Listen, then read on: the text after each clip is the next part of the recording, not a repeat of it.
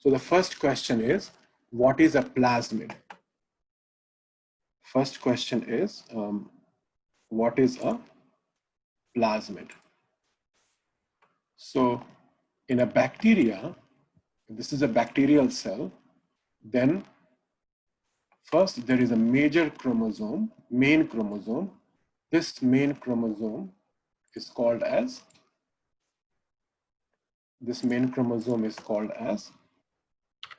nucleoid, right? But these bacteria, in addition to this major chromosome, they also have a small double-stranded chromosomal structure, and this is called as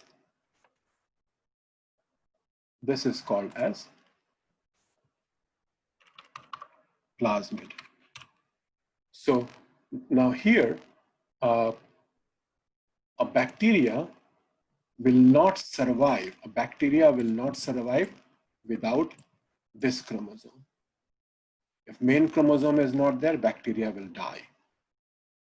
But if, let's say, if the plasmid is not there, bacteria will still survive. So this is the major chromosome. Now, what is interesting is that both these chromosomes, they are independent of each other. They are independent. They are not dependent. Why? Because they can replicate. So one of the indicators for independence is growth. So this main DNA or main chromosome and plasmid, they can replicate independent of each other. Now, what is this chapter? This chapter is called as recombinant DNA technology. Now, what scientists have done, bacteria can cause diseases, but scientists have converted bacteria into a depot, a warehouse of tools. And that tools they use to manufacture biotechnological products. For example, insulin hormones, right? So insulin hormones, if they want to make at industrial scale, at large scale, we cannot make it in our body. We cannot use human beings as tool. We have to take help. So scientists, they take help from bacteria. So they don't ask help. They convert bacteria into an enemy that could cause disease into a laboratory reagents. So one of the laboratory reagent that bacteria has is plasmid. The second component that bacteria has is called as restriction enzymes. So what happens that in a bacteria, they multiply very fast. So when the bacteria is multiplying, and if we have insulin gene in the bacteria, it will make tons of insulin. So a smart company, a smart biotech industry can harvest those insulin, package them, and then supply globally. And when they supply globally, they help the society, they employ people, they change the socioeconomic structure of the city, of the state. So in one of the major hubs of biotech industries are Boston and California, San Diego, LA, and San Francisco. So they provide a lot of job opportunities to the neighborhood, and it uplifts everything, as well as you cater to the society. So now the question comes, how will you take human insulin gene and put it into the plasmid? So let's go back to the slides.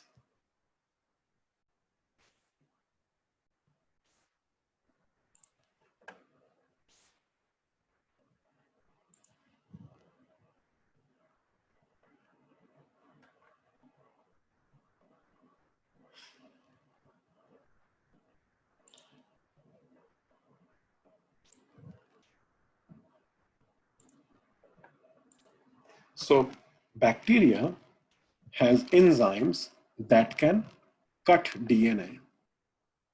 These enzymes are called as restriction enzymes. Restriction enzymes are the enzymes that can cut DNA. But the important thing here is that they cut at a very specific place. So for example, let's see that, let's take an example here. So let's say there is a restriction enzyme. There is a restriction, there's a bacteria called as E. coli. E. coli. And this bacteria makes an restriction enzyme EcoR1. This bacteria makes an enzyme EcoR1. Right? This EcoR1, this enzyme, it acts upon a sequence of DNA. That sequence of DNA is called as GAA-TTC.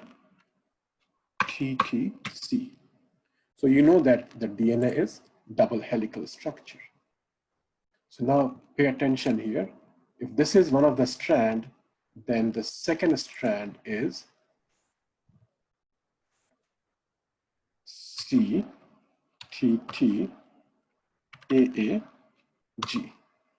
Now pay attention here. So look here, going from this direction to this direction, what is the sequence of letters, words? GAA, sequence of alphabets, GAATTC. And when you go from opposite end, so here also, same, GAATTC. So such sequence are called as palindromes. And they're present in English literature also. I give an example, a word such as madam. So a word madam, you can write M-A, alphabet M-A-D-A-A-M in this direction. And if you go in this direction, it reads the same. Such words are called as palindromes. And why? Because there is a symmetry in the center. And both these letters, they are just like mirror image.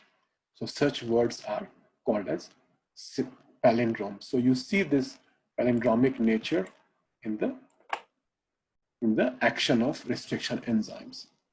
So these restriction enzymes, they can cut the DNA at a specific site, palindromic sequence. And when you cut in the plasmid, you can insert insulin gene. So let's take an example. So let's say that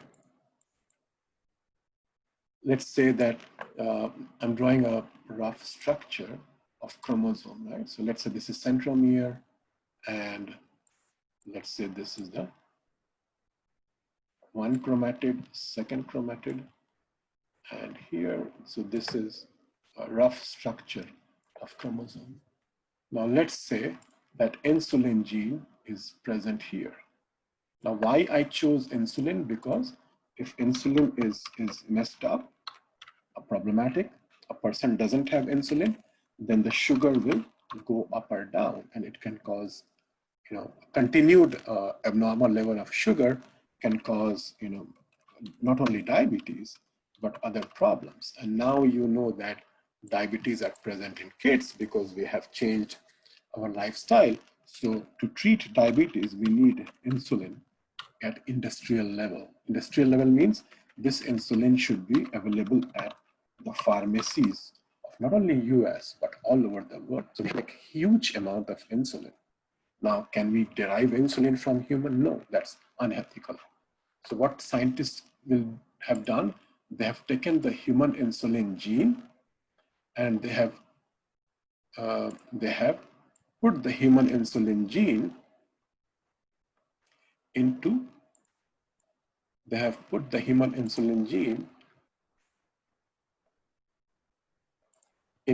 bacterial plasmid. So this is human insulin gene,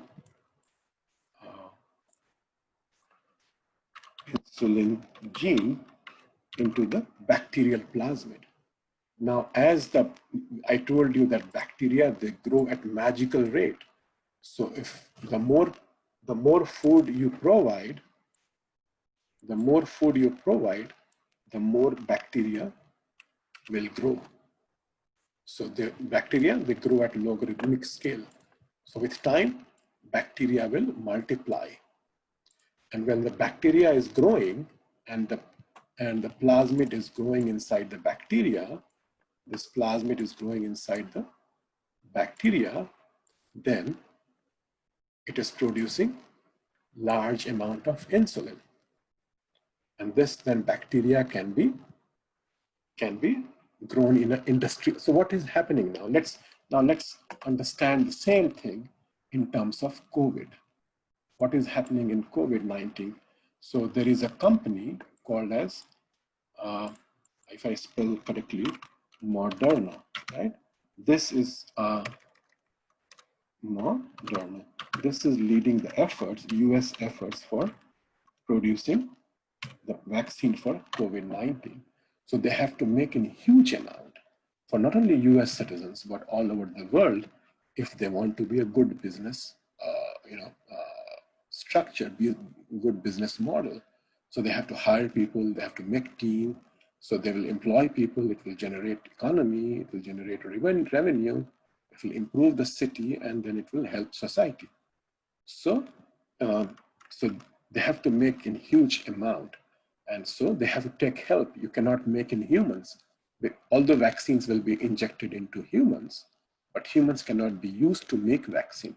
So they will use some tools, such as bacteria. In bacteria, what they will use plasmids. And then they will make huge amount of, so I don't want to go into the details, but that is the basis for recombinant DNA technology.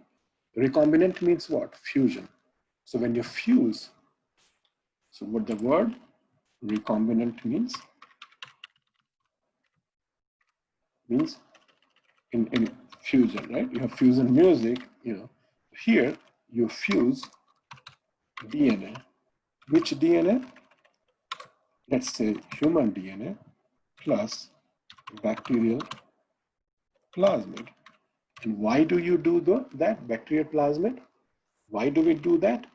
Is to make a product that can treat human diseases, right?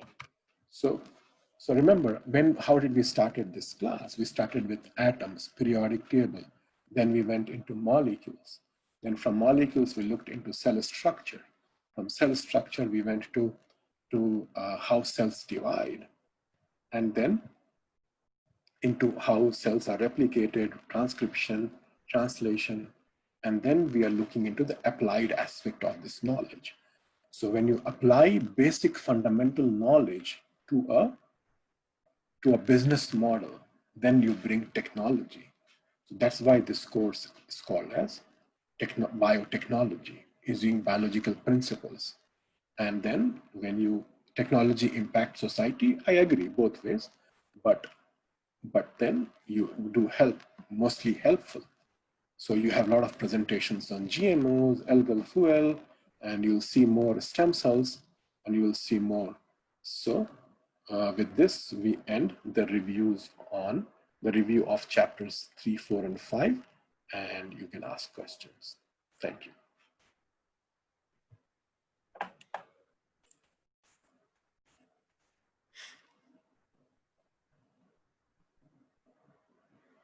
Any questions? No, Professor. Thank you. Okay. No, thank you. Session. So thank you and good luck for midterm. Okay. Thank you. Multiple choice questions and 30 to 35 questions. Okay. Monday. Okay. Okay, Professor. Okay. Thank you. Take care. Have a good evening.